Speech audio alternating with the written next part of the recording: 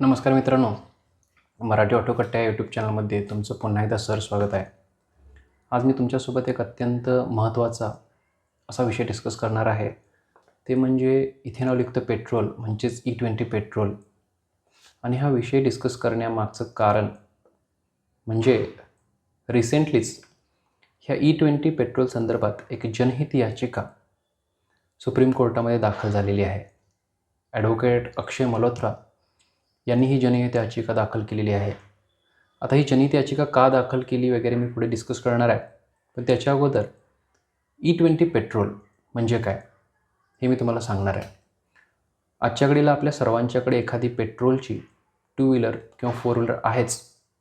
तर ज्यावेळेस आपण ह्या 2 व्हीलरमध्ये किंवा 4 व्हीलरमध्ये पेट्रोल भरण्यासाठी पेट्रोल पंपवरती जातो, त्यावेळेस आपल्याला E20 युक्त पेट्रोल मिळतं. आता E20 पेट्रोल म्हणजे काय? E20 पेट्रोल म्हणजे असं पेट्रोल ज्याच्यामध्ये प्युअर पेट्रोल 80% आहे आणि इथेनॉलचं ब्लेंडिंग जे आहे ते 20% आहे. इथेनॉलसुद्धा पेट्रोलसारखाच एक ज्वलनशील पदार्थ आहे, त्यामुळे त्याचं ब्लेंडिंग जे आहे ते पेट्रोलमध्ये करण्यात येतं. आता हे जे E20 पेट्रोल आहे आपल्याला फायदेशीर कसं आहे, याचे तोटे काय होत आहेत, हे पुढे मी डिस्कस करणार आहे. पण गव्हर्नमेंटनं हे E20 पेट्रोल किंवा इथेनॉलयुक्त पेट्रोल आजच्या घडीला जे आपल्याला मिळतं, ह्या पॉलिसीची सुरुवात कशा पद्धतीने केली हे सुरुवातीला आपण डिस्कस करूयात. 2003 साली या पॉलिसीची सुरुवात करण्यात आली, ज्याच्यामध्ये 5% इथेनॉल ब्लेंड केलं जायचं पेट्रोलमध्ये. 95% प्युअर पेट्रोल आणि 5% इथेनॉल. 2019 साल येता येता हे ब्लेंडिंग जे आहे हे E10 पर्यंत पोहोचलं, म्हणजेच 10% इथेनॉल आणि 90% प्युअर पेट्रोल. इथंपर्यंत ठीक होतं, कारण E10 पर्यंत आपल्या वाहनांना ह्याचे कोणतेही दुष्परिणाम दिसत नव्हते.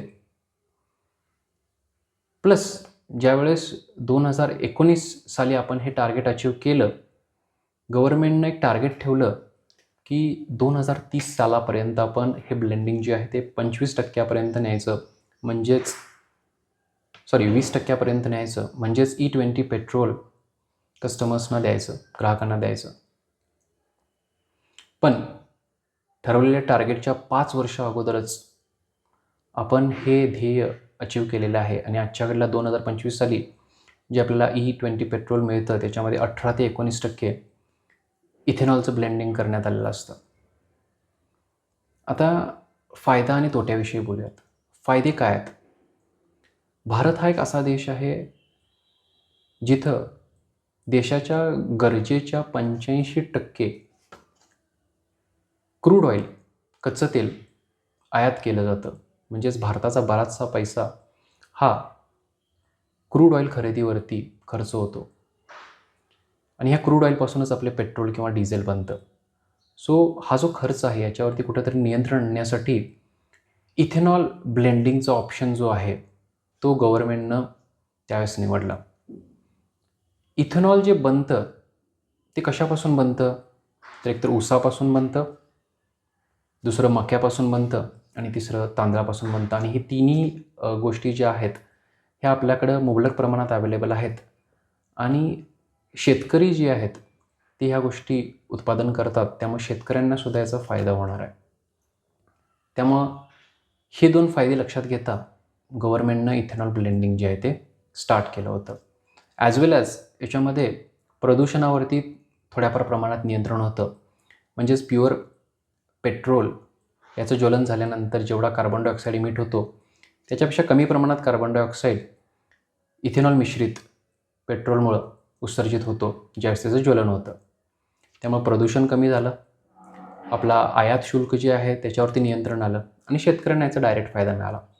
मग एवढ्या सगळ्या चांगल्या गोष्टी असताना ॲडव्होकेट अक्षय मल्होत्रा यांनी सुप्रीम कोर्टामध्ये जनहित याचिका का दाखल केली?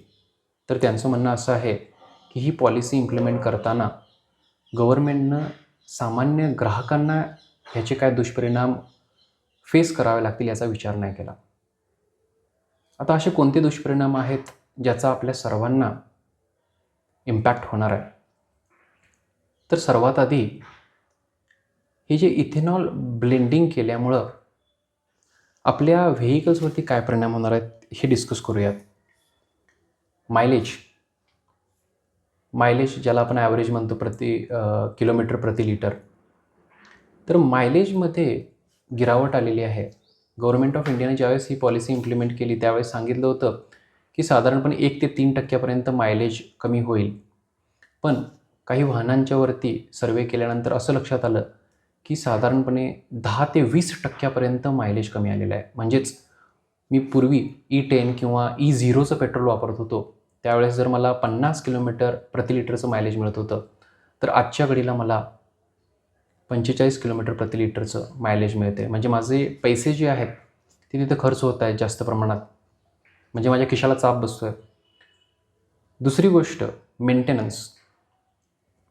तर इथेनॉल जे आहे ह्याच्यामध्ये असे काही गुणधर्म आहेत की ते वातावरणातलं पाणी जे आहे ते ॲब्सॉर्ब करतात, शोषून घेतात. इथेनॉल शोषून घेतं. कारण इथेनॉल बनलंच आहे उसाच्या रसापासून, म्हणजे ऑलरेडी त्याच्यामध्ये पाण्याचा थोडा बहुत अंश आहे. प्लस वातावरणातलं मॉइश्चरसुद्धा ते ॲब्सॉर्ब करून घेतं. त्याच्यामुळं गाडीच्या ज्या महत्त्वाच्या सिस्टम्स आहेत जसं की fuel system, fuel pump, fuel injectors, fuel pipes इथे गंज पकडायला स्टार्ट होतं. आणि याच्यामुळं तुमच्या वाहनांना मेंटेनन्स येतो. सो ग्राहकांना मायलेज कमी मिळालं आणि मेंटेनन्स जो आहे तो सुद्धा वाढला. तिसरी गोष्ट, ज्यावेळेस हे E20 ब्लेंडिंगचं टार्गेट आपण अचीव केलं त्यावेळेस गव्हर्नमेंट ऑफ इंडियानं पेट्रोलच्या प्राइजेस ज्या आहेत त्या कमी केल्या पाहिजे होत्या. पण ग्राहकांना याचा कोणताही फायदा झाला नाही. पेट्रोलचे रेट किंवा प्राईस तशीच राहिली आणि ग्राहकांना डायरेक्ट याचा कोणताही फायदा झाला नाही. सो अशा पद्धतीनं जनसामान्यांचं नुकसान जे आहे ते इथेनॉल ब्लेंडिंगमुळे होतं आहे. मग अक्षय मल्होत्रा यांनी काय म्हणले त्यांच्या जनहित याचिकेमध्ये की ही पॉलिसी इम्प्लिमेंट करताना गव्हर्नमेंटनं अशा पद्धतीनं काही गोष्टी केल्या पाहिजे होत्या की E20 पेट्रोल ज्यांना घालायचं आपल्या गाडीमध्ये ते E20 घालू शकतात आणि E10 फ्युअल ऑप्शनसुद्धा आपण ठेवला पाहिजे होता. जेणेकरून ज्या जुन्या व्हेइकल्स आहेत त्यांना E10 पेट्रोल घालता आलं असतं आणि 2023 पासूनच्या बनलेल्या ज्या सर्व गाड्या आहेत त्या E20 कंप्लायंट आहेत. त्यामुळे त्यांना त्याचा कोणताही परिणाम झाला नसता आणि ते E20 पेट्रोल घालू शकले असते. या व्यतिरिक्त ज्या जुन्या गाड्या आहेत त्यांना काही कन्व्हर्टर किट वगैरे देता येतं का? अशा पद्धतीचाही मुद्दा त्यांनी उपस्थित केला आणि त्याला गव्हर्नमेंटनं सबसिडी दिली पाहिजे अशा पद्धतीचा मुद्दा उपस्थित केला. आणि त्यांनी हे सुद्धा म्हणलेलं आहे की ब्राझीलनं सुद्धा ही पॉलिसी इम्प्लिमेंट केलेली आहे. ब्राझील आजच्या घडीला E27वर पोहोचते, म्हणजे 27% इथेनॉल त्यांनी ब्लेंड करण्यास सुरुवात केलेली आहे. पण त्यांच्या ऑटोमोबाईल इंडस्ट्रीमध्ये तशा पद्धतीच्या गाड्या मॅन्युफॅक्चर करण्यात आल्या ज्या फ्लेक्स फ्युल व्हेइकल आहेत आणि ह्या इथेनॉलमध्ये पाण्याचा अंश जो आहे अत्यंत कमी असतो. त्यामुळं तिथं ज्या व्हेइकल्स आहेत त्याला E27 फ्युअल जे आहे त्याच्यामुळं कोणताही दुष्परिणाम जो आहे तो भोगावा लागत नाही किंवा त्या कस्टमर्सना मेंटेनन्स जो आहे तो करावा लागत नाही. कारण ऑलरेडी ते E27 कंप्लायंट गाड्या वापरत आहेत. पण भारतामध्ये बहुतांशी गाड्या ज्या आहेत ह्या आजही E20 कंप्लायंट नाही आहेत. त्यामुळे गव्हर्नमेंटनं E10चा सुद्धा ऑप्शन अवेलेबल करून दिला पाहिजे किंवा E0 ज्याच्यामध्ये इथेनॉलचं ब्लेंडिंगच नाही अशा पद्धतीचा ऑप्शनसुद्धा अवेलेबल करून दिला पाहिजे असं अक्षय मल्होत्रांनी म्हटलेलं आहे. तर बघूया येणाऱ्या दिवसांमध्ये या संदर्भात सुप्रीम कोर्टामध्ये काय काय डिस्कशन्स होतात आणि सुप्रीम कोर्ट याच्यावरती काय निर्णय देत आहे.